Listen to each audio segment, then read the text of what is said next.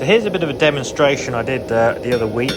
I dragged out my homemade little gas forge and had a bit of go on the anvil, demonstrating how if you get metal hot, it's a lot easier to work, and you can do different things with it than if you just merely fabricate it. You can shape the metal, you can move the metal, and how some of this age-old technology, which I am not a master of, but how marvellous it is.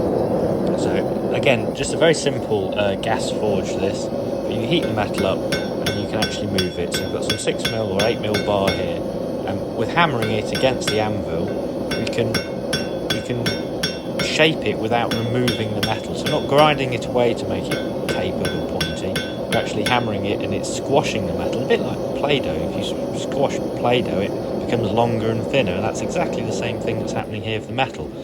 And then we're hammering the round bar into square bar, and then if you lock it in the vise and put a spanner on it, because we've heated it up and softened the metal, we can twist it, and by twisting it you get this beautiful textured, very tactile handle, and it's quite visually appealing. But it never ceases to amaze me when I do it, that you've got steel that usually when you have it in your hand is completely non-ductile, and you heat it up and you can play with it.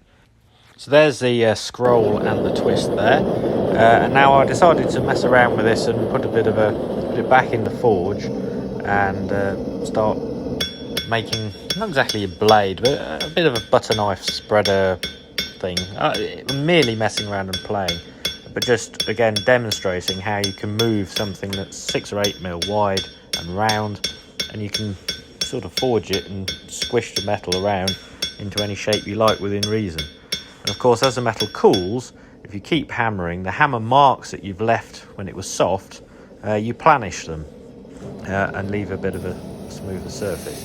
And here we are, heating it up to non-magnetic, quenching it in water, hardening the metal.